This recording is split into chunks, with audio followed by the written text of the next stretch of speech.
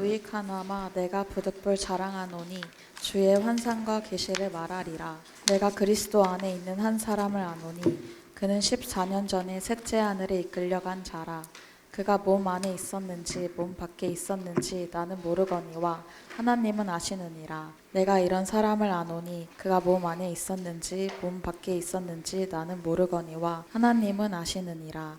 그가 낙원으로 이끌려가서 말로 표현할 수 없는 말을 들었으니 사람이 가히 이르지 못할 말이로다. 내가 이런 사람을 위하여 자랑하겠으나 나를 위하여는 약한 것들 외에 자랑하지 아니하리라. 내가 만일 자랑하고자 하여도 어리석은 자가 되지 아니할 것은 내가 참말을 함이라. 그러나 누가 나를 보는 바와 내게 듣는 바에 지나치게 생각할까 두려워하여 그만두노라. 여러 계시를 받은 것이 지극히 크므로 너무 자만하지 않게 하시려고 내 육체의 가시 곧 사탄의 사자를 주셨으니 이는 나를 쳐서 너무 자만하지 않게 하려 하심이라. 이것이 내게서 떠나가게 하기 위하여 내가 3번 주께 간구하였더니 나에게 이르시기를 내 은혜가 내게 족하도다. 이는 내 능력이 약한 데서 온전하여 짐이라 하신지라. 그러므로 도리어 크게 기뻐함으로 나의 여러 약한 것들에 대하여 자랑하리니 이는 그리스도의 능력이 내게 머물게 하려 함이라. 그러므로 내가 그리스도를 위하여 약한 것들과 능욕과 궁핍과 박해와 공고를 기뻐하노니 이는 내가 약한 그때에 강함이라. 아멘.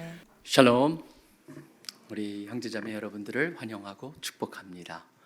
이제 중간고사가 되니까 분위기가 기도가 좀 초점이 그쪽으로 모아지네요.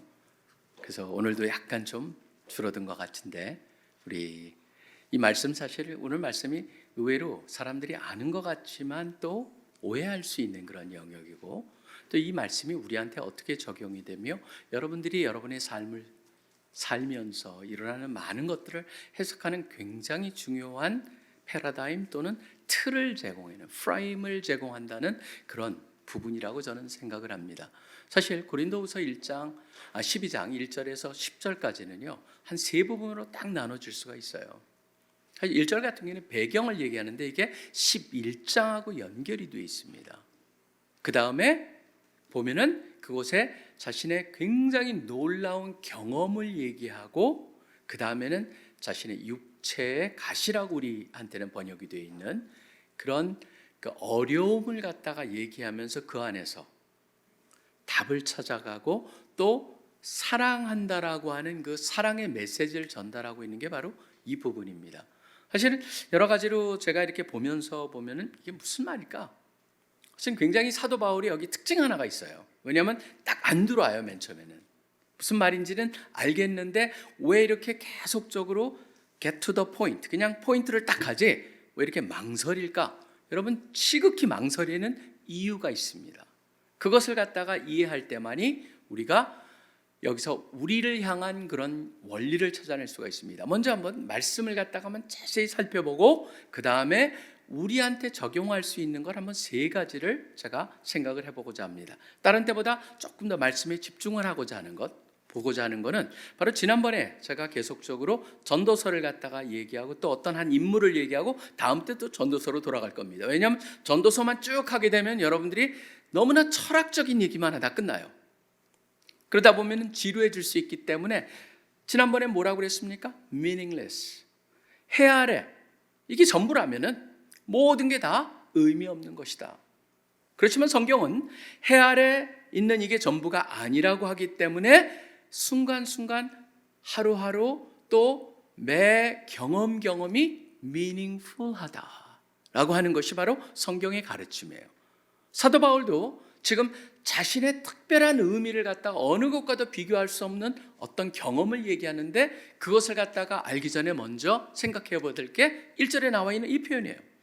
무익하나마 내가 부득불 자랑하노니 주의 환상과 계시를 말하리라 라고 되어 있습니다. 왜 갑자기 부득불 이걸 말해야 된다라고 얘기하고 있을까? 사실은 이 고린도후서에는 여러분들이 배경을 보셔야 되는데 고린도는 사도 바울이 1년 6개월을 사역했던 곳이거든요. 그리고 굉장히 애정을 가지고 했던 곳이고 그런데 거기에 어떤 소위 말하는 자신들이 사도 바울보다 더 대단하다라고 주장하는 사도들이 와서 그들에게 교훈을 주는데 그것 때문에 사도 바울의 신뢰가 떨어지고 있는 상황이었어요.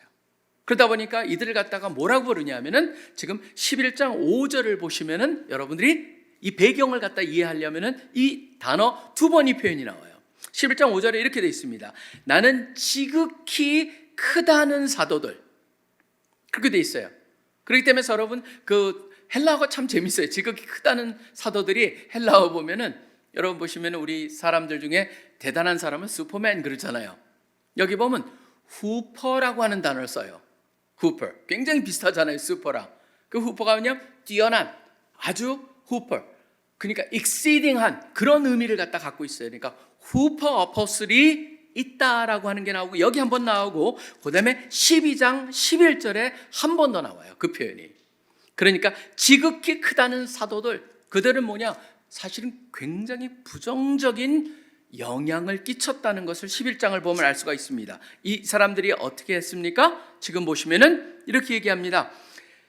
그 11장 12절을 보시면은 사도의 표가 된 것은 내가 너희 가운데 모든 참음과 표적과 기수한 능력을 행한 것이다 라고 하는데 지금 이 지극히 크다는 죄송합니다. 지금 11장을 가야 되는데 제가 12장으로 와버렸는데요. 지금 이 사람들을 갖다 어떻게 해요? 14절에 보면 이렇게 되어 있습니다. 사탄도 자기를 광명의 천사로 가장하듯이 사탄의 일꾼들도 자기를 의의 일꾼으로 가장한다라고 되어 있습니다. 그러니까 소위 대단하다라고 말하는 그 사도들을 갖다가 뭘로 얘기하고 있냐면 사도 바울이 사탄의 사도 같은 형태로 이들을 갖다 얘기하고 있어요. 그러고 나서 이들의 궁극적인 건 뭐냐면 18절에 보면 11장 18절에 여러 사람이 육신을 따라 자랑한다라고 얘기를 하고 있습니다. 결국 그들은 지금 문제가 뭐냐면 사도 바울한테도 계속적으로 사도 바울의 문제점을 얘기하면서 지금 사도 바울이 자기네보다 못하다, 우리가 너무나 많은 계시를 받았고 우리가 너무나 많은 신비한 경험을 했고 봐라 사도 바울은 그런 얘기 하지도 않지 않냐, 우리가 그렇기 때문에 훨씬 더 권위가 있다라고 주장을 하고 있는 거예요. 그러니까 사도 바울이 그 얘기를 듣고 나서 어떻게 하겠어요? 반응을 할 수 있는 거는 한 가지 방법밖에 없어요. 그들한테 그것이 얼마나 문제점이 있나를 얘기를 해줘야죠. 그러다 보니까 사도 바울은 무슨 얘기를 합니까? 23절에 11장 20절에 이렇게 얘기합니다. 그들이 그리스도의 일꾼이냐 정신없는 말을 하거니와 나는 더욱 그러하도다. 그러면서 내가 수고를 넘치도록 하고 옥에 갇히기도 더 많이 하고 매도 수없이 많고 여러 번 죽을 뻔하였다 그러면서 얘기하고 여러분 쭉 무슨 얘기를 합니까? 자기가 당한 고통을 얘기해요. 그들은 와가지고 우리가 얼마나 대단한 계시를 받았고 환상을 보았고 그거를 근거로 권위를 얘기하는데 사도 바울은 오히려 거꾸로 그걸 얘기하면서 30절에 보면은 포인트가 나옵니다. 내가 부득불 자랑할 텐데 내가 약한 것을 자랑하리라. 근데 결국 그걸로 충분하다는 걸 안 거예요. 사도 바울 안 거예요. 그걸로 충분하지가 않다. 지금 고린도 교인들이 자신의 약하고 어려움만 얘기해가지고는 안 될 것 같으니까 12장에 드디어 한 걸음을 더 나간 겁니다. 그게 오늘 봉독한 12장 1절이에요. 무익 하나만 내가 부득불 자랑한다. 억지로 할 수 없이 자랑을 해야 되겠구나. 그러면서 주의 환상과 계시를 말하리라. 그들이 그걸 그렇게 자랑하는데 나도 그거에 따지면은 있다라고 얘기합니다. 있는 정도가 아니에요. 사실은 사도 바울의 접근법을 여러분 잘 보셔야 됩니다. 그들이 그렇게 환상과 계시를 얘기하느냐? 나는 더 많이 봤다 이렇게 접근하지 않아요. 나는 더 엄청난 것을 경험했다라고도 얘기하지 않아요. 그러니까 단순히 숫자가 많다, 정도가 대단하다 그 얘기가 아니에요. 여러분 보시면은 2절로 접근해 보시면 흥미롭게 접근합니다. 내가 그것을 봤다라고 얘기하지 않습니다. 어떻게 합니까? 내가 그리스도 안에 있는 한 사람을 아노니. 지금 굉장히 머뭇거리는 거예요. 자기 얘기를 하고 싶지가 않아요.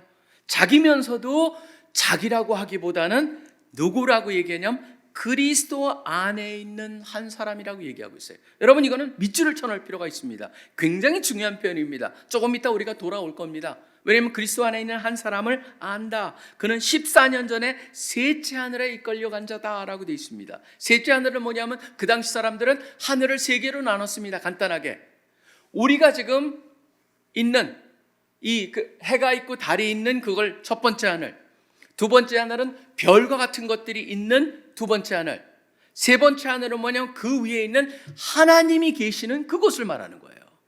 그러니까 결국 세 번째 하늘은 뭐냐면은 하나님이 계시는 곳에 갔었다라고 하는 거예요. 하나님이 계시는 곳에 갔었다. 그런데 여기서 두 번이나 망설이면서 나옵니다.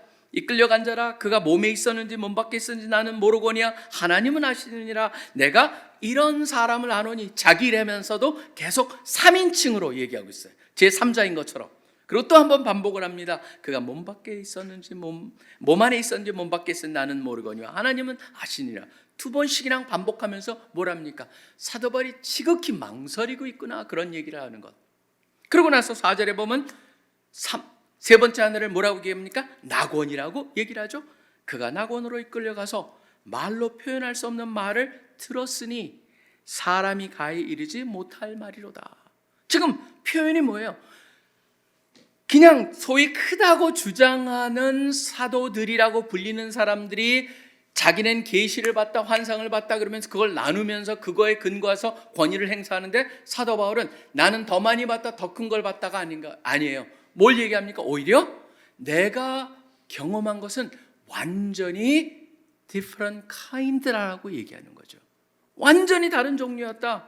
너무나 다른 것이었기 때문에 오히려 말할 수가 없는 것, 그걸 갖다가 얘기하면서 얘기를 갖다가 이끌어갑니다. 5절에 보면 내가 이런 사람을 위하여 사랑하겠으나 나를 위하여는 약한 것들 외에는 자랑하지 아니하리라. 그러면서 그 사람을 갖다가 결국은 그 사람이 자기임에도 불구하고 자기랑 거리감을 두는, 그러니까 그 사람의 얘기를 하는 건 뭐예요? 그 사람을 통해서 그런 얘기를 하는 거는 고린도 교인들을 향한 사도 바울의 사랑의 마음이 드러나지만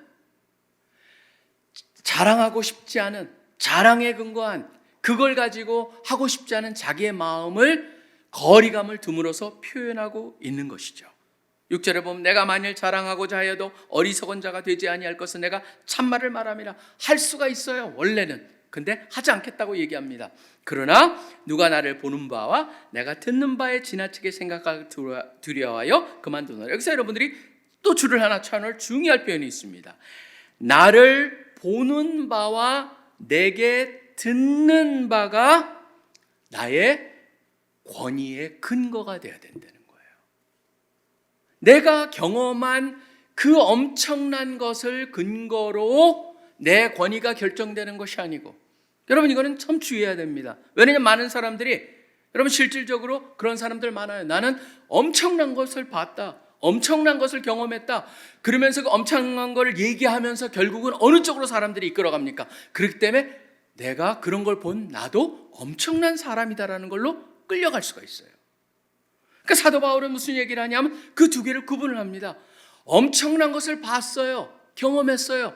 그게 나한테 유익이 돼서 내가 신앙이 성장하고 내가 더 담대해지고 내가 하는 모든 생각과 말이 더 하나님이 원하신 데 맞춰가는, 성장되는 그런 계기가 되었다. 그렇기 때문에 그 나의 권위는 결국 내가 무슨 말을 하고 내가 어떻게 살고 있는가가 나의 권위 기준이 돼야지 그 자체가 기준이 될 수 없다라고 하는 거예요. 이거는 굉장히 델리케이트한 차이가 있습니다. 뭐냐면 이 경험에 근거해가지고 그걸 가지고 사람한테 전파하다가 이단들이 굉장히 많이 나왔어요. 저는 여기 사도 바울이 아주 지혜롭게 접근하는 것을 보고 있습니다. 왜냐하면 의도적으로 제3자인 양 하고 설명을 함으로써 자기의 차이를 두고 그거에 근거해서 자기의 권위를 주장하지 않고 오히려 무슨 말을 하고 있냐면 나를 보는 바, 그러니까 내가 어떻게 살고 있는지 보이잖아, 나의 캐릭터가 보이잖아, 그 다음에 내게 듣는 바, 내가 어떤 말을 하고 있는가를 그거에 근거해서 모든 권위가 나온다는 것, 그것을 갖다 얘기하고 있어요. 그러면서 7절에 보면 사실은 이게 왜 조심하냐 하면은 많은 사람들이 그런 경험을 하게 되면은 교만하게 될 수가 있어요.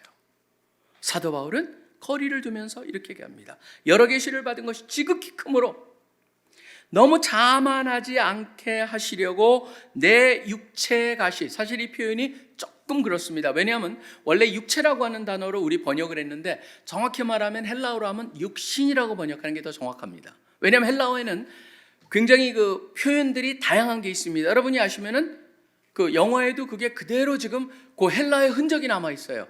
육체라고 하는 건 소마라고 하는 단어가 있습니다. 그래서 소마톨로지라고 하는 것도 이 몸에 대한 육체에 대한 그런 연구하는 학문을 갖다가 말하고 있어요. 근데 이거랑 굉장히 차이가 있는 게 뭐냐면 삭스라고 하는 단어입니다. 꼭 양말같이 들리는데 스펠링은 다릅니다. SARX라고 여러분들이 생각하시면 돼요. 삭스라고 하는 거기 나면 사커파거스라고 하는 단어라든가 그런 그 혹시 간호학이나 그런 쪽 공부하는 분이 있다면은 이 SARKI라고 하는 단어가 들어가는 것들은요 다 몸하고 연결이 돼 있긴 해요.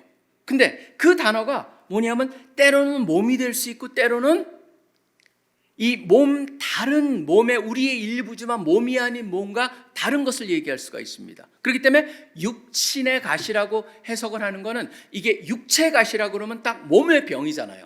그렇기 때문에 사람들이 상상하기를 갖다가 과연 육신의 가시가 뭘까? 그래서 육체적으로 해석을 하면서 눈이 잘 안 보였을 것이다. 그래서 눈이 굉장히 약한 눈을 사도 바울이 갖고 있는 게 아니냐? 어떤 사람은 심지어 간질이 있지 않았느냐? 별 추측이 많이 있습니다. 사실은 모릅니다, 우리는. 어떤 사람은 육신의 가시라고 그러면서 사도 바울이 늘 마음속에 가졌던 그런 부담감, 그런 과거의 죄랑 연결했던 그것을 얘기하고 있는 게 아니냐라고 하는 것도 있습니다. 의도적으로 뭔지를 밝히고 있지 않습니다. 지혜로운 거죠. 왜 그렇습니까? 여러분들이 이걸 우리 성경대로 육체에 가시건 육신에 가시건 제가 번역을 했듯이 상관없어요. 뭐예요? 애매하게 놔뒀기 때문에 어떤 거나 우리를 힘들게 하는 거는 다 우리는 나의 육체 가시라고 말할 수가 있어요. 모든 사람이 적용이 가능하게 만들어졌어요. 지혜롭게. 그러면서 이 육체 가시에 곧 사탄의 가시를 주셨으니라고 되어 있어요. 여러분 잘 보십시오. 누가 주셨어요? 사탄이 줬어요? 아니에요. 하나님이 그거를 주셨다는 거예요. 여러분 보시면 이게 성경에 나와 있는 가장 중요한 겁니다. 뭐냐면 수동태로 나와 있어요. 수동태에 보면 항상 그 수동태를 행한 행위자가 나오잖아요. 항상 PP가 나오고 by whom. 근데 성경은 by whom을 뺄 때 누구냐면 하나님이라는 게 가정이 돼 있어요. 그렇기 때문에 신적 수동태예요. 하나님께서 그것을 육체에 가시건 육신에 가시건 그거를 주었는데 거기에 보면 항상 그게 올 때 보시면요 메시지가 두 개가 쫓아와요. 하나는 뭐냐면 하나님의 메시지가 있고 또 하나는 거기에 살짝 사탄이 자기 메시지를 살짝 더하는 게 있어요. 그게 뭐냐면 여기서 말하는 사탄의 사자라고 말한 것이죠. 사탄의 사자가 들어와가지고 여러분이 무슨 경험을 하던 간에 늘 그렇습니다. 경험 자체가 여러분을 힘들게 하는 게 아니에요. 그 경험을 어떻게 해석을 하느냐가 힘들게 하죠. 하나님이 주시는 해석이 있어요. 하나님이 주시는 메시지는 분명해요. 뭡니까? 자만하지 않게 겸손하게 만든다. 그렇기 때문에 그걸 갖다가 힘들 때 사도 바울은 3번이나 기도했다고 되어 있습니다. 3번 간구했더니 나에게 이를 하나님께서 내 은혜가 내게 주겠다. 그게 하나님께서 주신 메시지예요. 왜 그게 나의 육체의 가시, 육신의 가시가 있습니까? 허락하십니까? 그랬더니 하나님께서 뭐라고 답을 하시냐면 내 은혜가 내게 족하고 네가 약할 때 나의 능력이 온전해진다라고 하는 거예요. 그러니까 사도 바울은 그걸 그대로 받아가지고 맞아. 내가 약할 때 내가 오히려 하나님의 역사신 능력자면 내가 강해지는구나라고 하는 고백을 하기 때문에 결국은 그거에 근거해서 내가 자랑한다면 나의 약함을 자랑하겠다라고 얘기하고 있는 것이죠. 자, 그런데 여러분 보시면 하나님의 메시지만 우리가 읽는 게 아니에요. 사도 바울이 여기에서 요 사탄의 사자라고 하는 얘기를 싹 썼는데 사자라고 하는 게 헬라에 보면 앙겔로스, 천사예요. 그러니까 뭐냐면 그걸 통해 가지고 사탄이 거기 속삭이는 게 있어요. 우리가 어려워질 때 뭘 속삭입니까? 와가지고 너는 네가 한심해서 또는 네가 잘못해서 네가 못나서 네가 이래서 이런 어려움을 당하는 거야 라고 하는 그 메시지를 갖다가 우리가 거기에 귀를 기울일 때 낙담하게 되고 무너지고 그 다음에 우리가 절망하게 되는 것이죠. 여러분 이거는 성경적으로 여러분들이 잘 보실 필요가 있습니다. 사도 바울이 말하는 육체의 가시, 육신의 가시가 뭔지는 정확히 모릅니다. 그렇지만 성경에는 분명한 게 있습니다. 하나님은 우리를 우리의 방패시라고 되어 있습니다. 시편 3편에 보면은 방패가요, 단순한 앞을 방패하는 게 아니고 그 방패는 전신을, 그러니까 마치 로마 병사들이 진군을 할 때 앞, 옆, 뒤, 위까지 완전히 하는 그런 방패를 갖다 상상하게 되는 게 거기 그렇기 때문에 뭐라고 번역을 했냐면 시편 3편 같은 경우엔 shield surround us, surround me라고 돼 있어요. 우리를 둘러싸고 있는 방패라고 하는 거예요.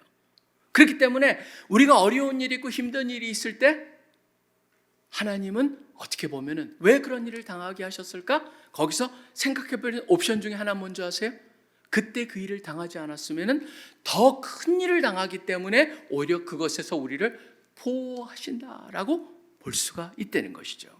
바로 하나님을 신뢰한다라고 하는 것은 그렇기 때문에 어떤 상황 속에서도 바로 우리가 감사해야 될 건 하나님이 이것을 통해서 더 커다란 거로부터 나를 보호하실 수 있고, 그 다음에 또 중요한 건 뭐냐면 이걸 통해서 내가 오히려 약해짐으로 하나님의 능력이 온전해지고, 그렇기 때문에 내가 약할 때 내가 강할 수 있다라고 하는 것을 사도 바울이 얘기하기 때문에 그것에 근거해서 고린도 교인들에게 지금 나의 약함을 자랑하겠다라고 얘기하고 있는 근거가 되고 있다라고 하는 것이죠. 자, 이게 바로 여기에 있는 말씀이에요. 자, 그렇다면 이게 우리한테 무슨 의미를 갖습니까? 라고 하는 겁니다. 여러분, 저는 첫 번째 적용의 중요한 거는요, 12장 2절에 나와 있는 그 표현을 우리가 잘 보실 필요가 있습니다. 다시 돌아봅니다. 12장 2절에 보면 이렇게 되어 있습니다. 그리스도 안에 있는 한 사람이라고 되어 있어요. 여러분, 이거는 참 중요한 표현입니다. 제가 아까 말씀드렸다시피 왜 그렇습니까? 사도 바울이 그런 특별한 경험을 하게 된 건 사도 바울이 뛰어났기 때문에 그렇게 얘기하고 있지 않습니다. 내가 사도기 때문에라고 얘기하고 있지 않습니다. 내가 특별히 영적인 거에 예민하기 때문에, 내가 특별한 은사를 받았기 때문에 그런 경험을 했다라고 얘기하고 있지 않아요. 뭡니까? 내가 그리스도 안에 있는 한 사람이었기 때문이에요. 여러분, 그거는 우리한테 굉장히 엄청난 의미를 전가하고 있어요. 뭐냐, 우리 모두가 그리스도 안에 있을 때 바로 똑같은 사람이 된다라고 하는 거예요. 하나님이 우리를 보실 때 우리 모습을 있는 그대로 보지 않습니다. 어떻게 보십니까? 우리가 그리스도 안에 있을 때 우리가 그리스도 안에 있기 때문에 우리를 보실 때 우리를 보는 게 아니고 우리가 속한 또는 우리 안에 계시는 그 예수 그리스도를 보신다는 거예요. 그렇기 때문에 여러분들은 늘 마음이 열려 있어야 돼요. 영적으로 하나님께서 놀라운 일을 나한테 주실 수 있다라고 하는 거예요. 왜 그러냐면 내가 그리스도 안에 있다면. 그 때문에 저는 여러분들이 늘 깨어서 사시는 게 바로 그런 의미라고 생각을 합니다. 별 경험을 다 할 수가 있습니다. 하나님은 여러분을 향한 놀라운 여러분의 인생의 계획뿐만 아니라 영적인 계획뿐만 아니라 여러분의 성숙을 향한 계획, 그게 다 하나님의 손안에 놀라운 계획들이 있다라고 하는 거예요. 그렇기 때문에 항상 기억해야 될 건, 맞아, 나는 a man in Christ, 그리스도 안에 있는 사람이야. 그렇기 때문에 그것이 나의 모든 시작의 근거가 되고 성장의 근거가 되고 모든 나의 존재의 근거가 된다는 걸 여러분들이 결코 잊어서는 곤란하다고 하는 거예요. 여러분은 바로 주 안에 있는 소중한 사람들입니다. 그거를 여러분이 꼭 기억하셔야 됩니다. 그 다음에 두 번째는 뭡니까? 그렇기 때문에 놀라운 경험을 할 수 있어요. 놀라운 경험을 할 수 있는데 그 자체가 여러분의 권위의 근거가 돼서는 안 된다는 것을 사도 바울을 통해서 배울 수가 있습니다. 사실은 이거는요, 여러분, 이미 역사상에서 많이 일어났어요. 제가 우리나라에 보면은 여러분 과거에 여러 가지 이단들이 많이 있었는데요. 지금 보시면은 지금은 유명하지가 않아요. 우리 때만 해도 굉장히 유명한 이 간장으로도 유명했던 데가 있어요. 신앙촌이라는 데가 있었는데 거기 박태선 장로라는 분이 그거를 세웠거든요. 근데 여러분 놀라운 게 뭐냐? 박태선 장로는요 굉장히 신앙이 좋은 사람이었어요. 근데 특별한 경험을 해요. 이런 신비스러운 경험을 해요. 근데 방향이 바로 이 부분을 갖다가 잘못 활용을 하기 시작을 한 거죠. 그러면서 제가 아까 말씀드렸죠. 특별한 경험을 하다 보니까 그 특별한 경험을 보면서 자기가 성숙해지고 자기의 언어와 인품과 그 다음에 삶 자체를 변화를 시켜가지고 더 하나님을 섬기고 그 다음에 이 세상을 섬기는 그런 사람으로 바꿔줘야 되는데 뭐가 되냐 하면은 많은 사람들이 의외로 그런 신비한 경험을 했을 때 신비한 경험을 갖다가 사람들한테 나누면서 자기의 권위를 그 안에서 바로 그런 신비한 경험을 한 나는 신비한 특별한 사람이라는 착각을 가지고 접근하기 시작했을 때 무너지기 시작한다는 겁니다. 성경을 보면은요, 이런 게 강조되어 있는데 성경을 온전히 믿은 훌륭한 사람들 중에 그런 사람들이 의외로 많아요. 여러분, 그 D.L. 무디라고 하는 사람이 있죠. 무디 그 사라고 하는 분이 사실은 무디는요 너무너무 디프레션이 심했어요. 디프레션이 심해가지고 우울증이 극단에 가가지고 자기가 언젠가는 그냥 뉴욕에 갔을 때 거기서 극단적인 선택을 하려고 하는 순간까지 갔어요. 그런데 그때 이 사람의 놀라운 변화가 일어납니다. 주님께 기도를 하는데 주님 더 이상 못 살겠어요. 그리고 기도를 하는데 하나님께서 하나님을 만나는 특별한 경험. 근데 흥미로운 게 있습니다. 그거까지만 딱 얘기하고 그 다음에 뭐라고 얘기하냐면 바로 사도 바울도 14년 전에 경험한 것을 언급만 했듯이 나도 거기까지만 언급하길 원한다. 더 얘기를 안 해요. 왜 그럴까요? 신비한 경험은요, 저는 마치 이런 것 같아요. 나중에 결혼을 해보면 부부가 두 사람의 관계는 굉장히 긴밀한 거예요. 친밀한 거예요. 근데 그 친밀함, 특별한 두 사람만야만 알고 있는 그걸 갖다가 밖에 나가서 친구들 만나면 얘기하지 않아요. 진정 친밀함이라고 하는, 진정 두 사람만이 간직하고 싶은 거라면 절대 얘기하고 다니지 않아요. 오히려 그 친밀함을 통해서 뭐가 만들어집니까? 부부와 부부 관계가 서로 깊어지고 그 다음에 사랑이 더 깊어지고 그 사람을 통해서 서로 영향을 줘가지고 서로 변화가 일어나는 게 친밀함의 결과로 나타나야지, 그 친밀함을 갖다 하면서 내가 어젯밤에 그 아내랑 이런 거 얘기 안 해요. 오히려 진짜 친밀하지 못할 때 그런 얘기를 한다는 것이죠. 김증호 목사님도 제가 모시고 다니면서 들은 얘기가 있어요. 원래 여러분 CCC는 방언을 못하게 돼 있었어요. 허락하지 않았어요. 국제 CCC에 그렇게 써져 있습니다. 옛날에. 지금은 그 조항이 빠졌습니다. 간사는 방언을 해서는 안 된다. 허락하지 않는다. 왜 그게 나왔냐면은 달라스 신학교의 영향을 받아가지고 거기는 모든 방언이 끝났다라고 주장하는 분들이기 때문에 그 영향을 받아서 있었어요. 근데 그때 그게 있었을 때 제가 김 목사님한테 여쭤봤었어요. 목사님 살아계실 때. 목사님, 근데 왜 우리나라 간사들한테는 그러한 규정이 빠져 있습니까? 그랬더니 조심스럽게 얘기하신 게 있어요. 박 목사, 나도 방언을 받았어. 근데 목사님은 한 번도 공중 앞에서 얘기를 안 하세요. 신비한 경험도 많이 했어. 근데 그런 신비한 얘기 목사님의 설교 속에는 한 번도 나오질 않아요. 근데 어려울 때, 힘이 들 때 바로 그 경험들이 목사님하고 그것을 갖다 이겨내는 밑거름이 되고 가장 기초가 된다는 거예요. 그 때문에 저는 여러분들이 이걸 잘 기억하실 필요가 있습니다. 왜냐하면 간증이라고 하는 거에 여러분들이 앞으로 할 때도 조심해야 되는 게 사도 바울 같이 오히려 간증이라면 여러분이 약함을 갖다가 간증하고 약함 속에서 어떻게 하나님이 강하게 역사하셨나 그걸 간증을 해야지, 내가 얼마나 놀라운 경험을 경험했는가라고 하는 그것을 간증하는 것은 굉장히 위험하다라고 하는 것을 여기서 우리가 배울 필요가 있습니다. 여러분 인생에서 저는 하나님께서 수없는 놀라운 경험들을 주실 거라고 믿기 때문에 이것을 갖다 각인시켜서 그럴 때 내가 그것을 어떻게 소화할 것인가를 지혜롭게 결정하시는 한 분 한 분 되시기를 간절히 축원합니다.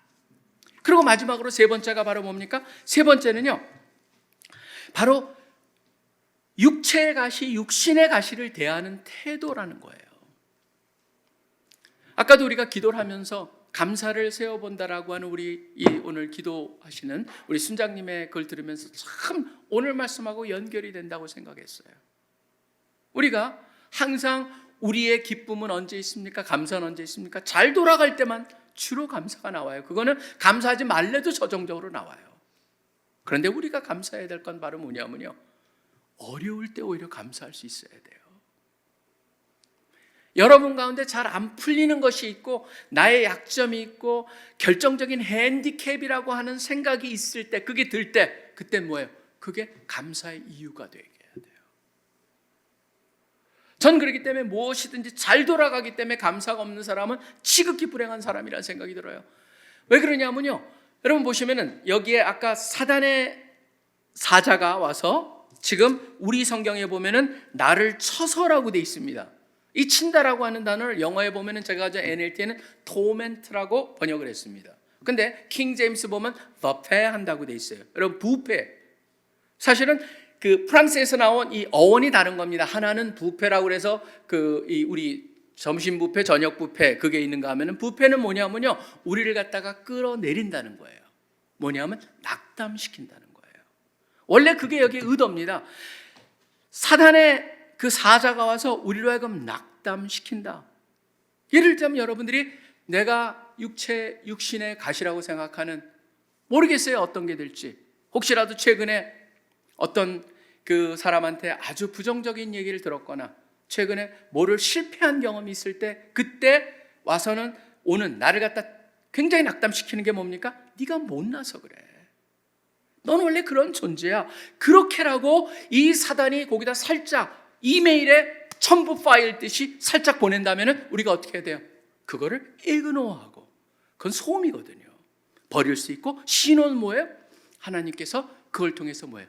네가 약할 때 내 능력이 온전해짐을 보고, 그 다음에 그러한 경험과 그러한 모든 어려움이 오히려 나의 신앙을 성숙해 하고 하나님의 사랑을 더 알고 모든 것이 합력하여 선을 이루시는 하나님을 기대하는 걸로 여러분들이 바꿀 때, 그 메시지를 듣기 시작을 할 때 여러분은 그 어려움을 통해서 오히려 성장이 가능한 것이죠.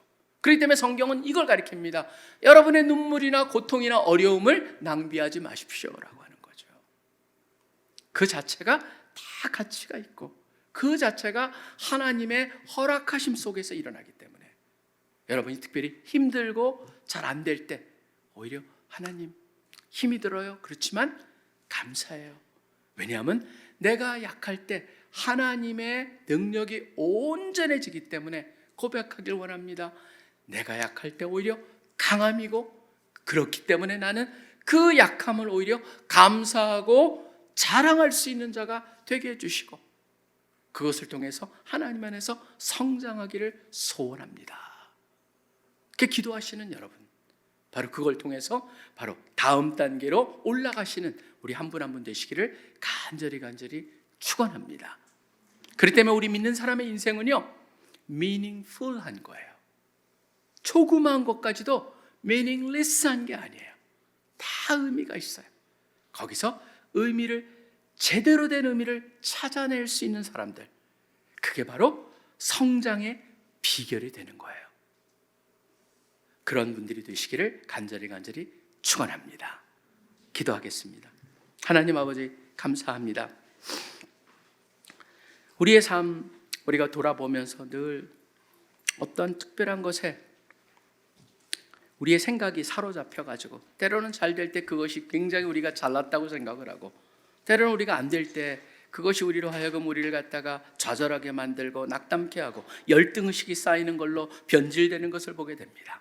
그래서 오늘 사도 바울의 모습을 보면서 참 많은 것을 생각하게 됩니다. 그 중에 특별히 그리스도 안에 있는 한 사람이라고 하는 그 표현, 그렇기 때문에 그리스도 안에 있을 때 어떤 것이든 하나님의 놀라운 역사가 가능하다는 것을 우리 모두한테 다시 한번 기억나게 하여 주시니 감사하고, 그렇기 때문에 우리가 경험할 수 있는 놀라운 것이 있을지라도 그것이 우리의 자랑거리가 되기보다는 오히려 그걸 통해서 우리가 더 성숙되며 더 성장되며 더 담대하며 더 분명하게 주님을 전할 수 있고 분명하게 주님의 사람답게 살 수 있는 그러한 귀한 자양분이 될 수 있게 만들어 주시고, 때로는 그런 귀한 일을 당했을 때 겸손하게 해둬야 하는데 자만하게 될까 봐 하나님께서 주시는 우리 안에 심어놓으신 그 가시들, 그거 자체가 오히려 늘 기억하면서 우리를 겸손하게 살고 주님 앞에 나아가면서 주님을 기대하는 이유가 되게 하여 주시기를 소원합니다. 세상이 점점점 어려워지고 있고 너무나 많은 소음들이 가득한 세상을 살고 있습니다. 이런 소음에 우리가 귀를 기울이기보다는 주님의 신호에, 주님의 메시지에 우리가 귀를 기울이면서 주님의 자녀들답게, 예수 그리스도의 제자답게 승리하며 살 수 있도록 도와주시옵소서. 감사합니다. 주님을 찬양합니다. 이 모든 기도 예수 그리스도 이름으로 간절히 기도합니다. 아멘.